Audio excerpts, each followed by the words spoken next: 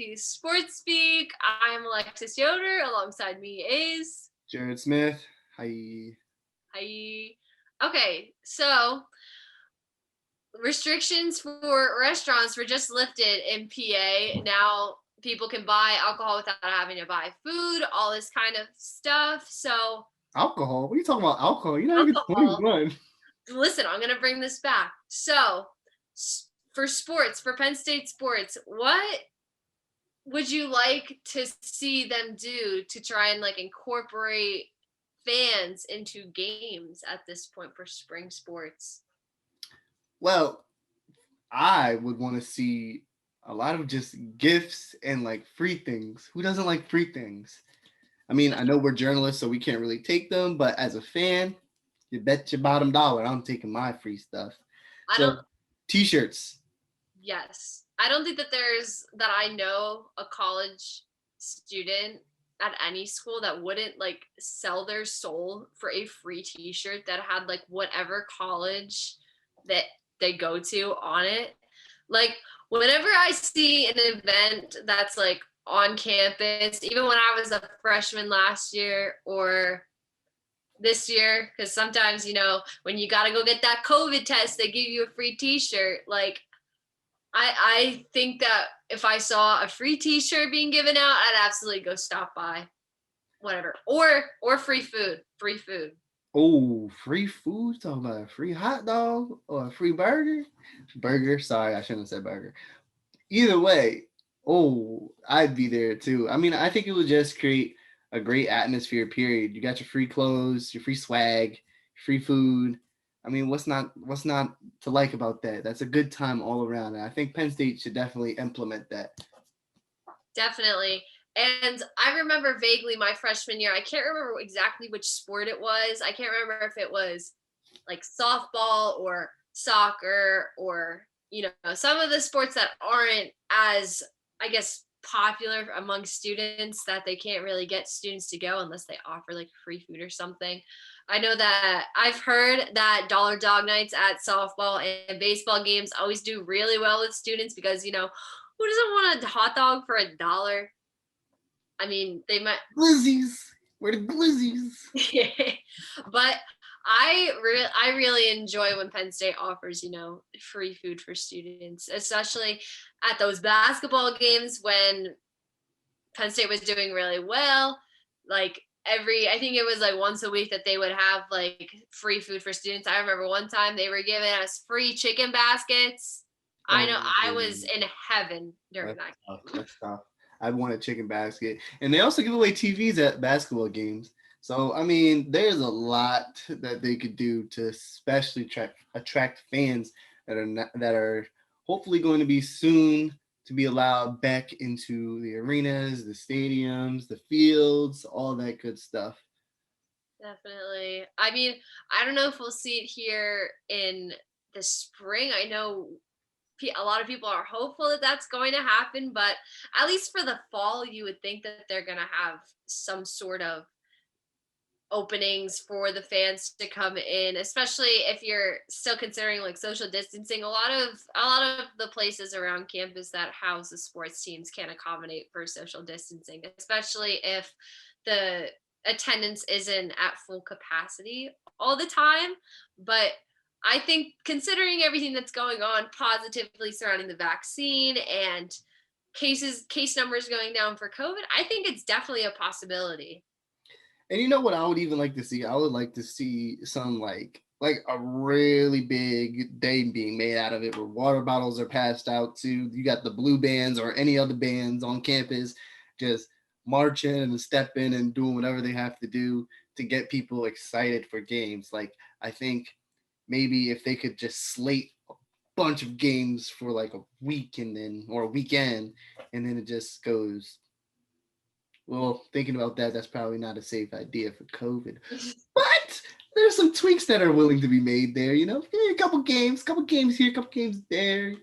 But pretty much get people feeling good about the games. And I think they can do that. There's easy ways to do that.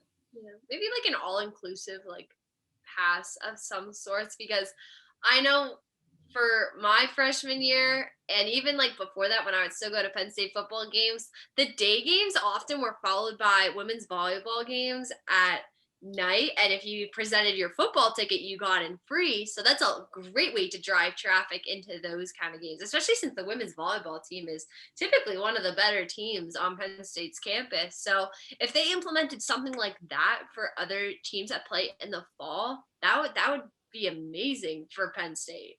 Exactly. Just know we, the students, love swag gear.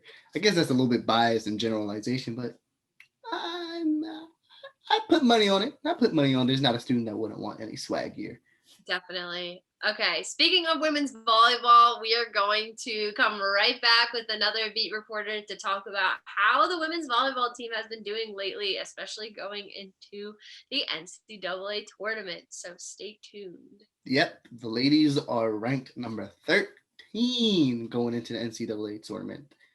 So let's talk about it. Welcome back to Sports Speak, everybody. We are here today with one of the Daily Collegian's women's volleyball reporters, Kailee Warner. Kailee, how are you? I'm good. How are you?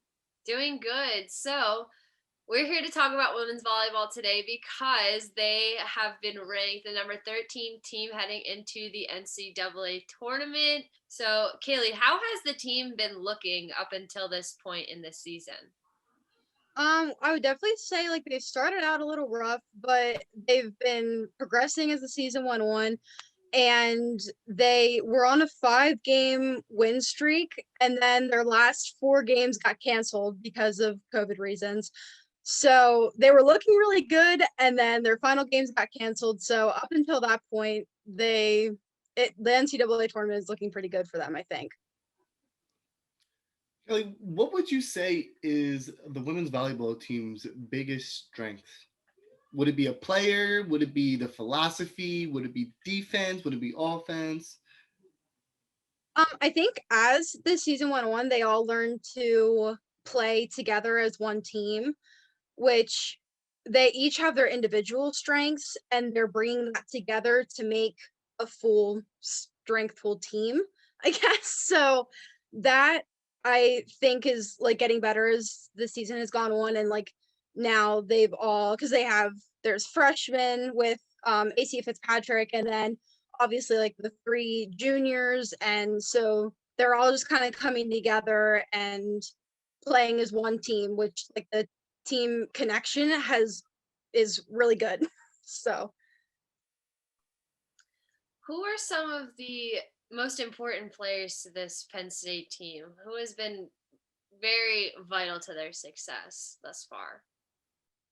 I think freshman, as I mentioned her before, but freshman AC Fitzpatrick, absolutely, like she has been outstanding this entire season, especially as a freshman. Like just this is her first season, obviously, and she's been doing really well, and she brings an energy to the team, but she's also very skilled with where she plays. So I think she's definitely obviously like Johnny Parker is outstanding, and the 3 juniors, so Johnny Parker, Caitlin Horde, and Serena Gray are all great. So I think there's a lot of different aspects to the team, and I think they all have their individual strengths, but yeah. So, as we head into the tournament, what should they focus on? What is their weakness right now for the volleyball team? One thing that we've been seeing a lot throughout the season is they let the other team get up by a couple points, and they kind of have to play like that catch-up game. And sometimes it works out for them, but sometimes it doesn't. And that's usually why a couple of the sets they lost over the season, that was usually the reason why they lost, because they would let the other team get up by 3, 4, 5 points, and they just couldn't bring it back up to get there. So I think that's something they definitely need to work on. In comparison to, some of the other teams, not only in the Big Ten, but also in the NCAA tournament, maybe in the Big Ten specifically, where do you think Penn State's chance is fair to go far in the tournament and make a run?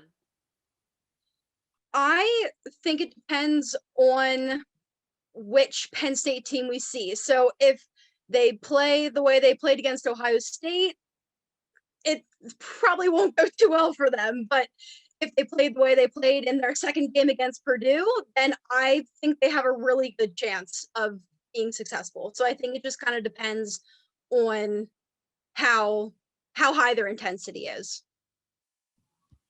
Okay, Kaylee. Well, thank you for joining us on the show. We appreciate you giving us the rundown on the women's volleyball team. And we'll keep an eye on them and see how well they do for the NCAA tournament. We'll keep an eye on them. Everybody, stick around. Don't go anywhere. We got more coming up. Just a little bit more. Well, everyone, thank you for another wonderful episode of Sports Speak. Tune in next week. Maybe the girls will win. Maybe they won't. I don't know. We'll see. But we'll talk about it either way. Hopefully it's in a positive manner too. I'm Jared Smith. This is Ducky. This is Jalen. Who are you? I'm Alexis Yoder. This is Dolphin. And we'll see you next week. Peace.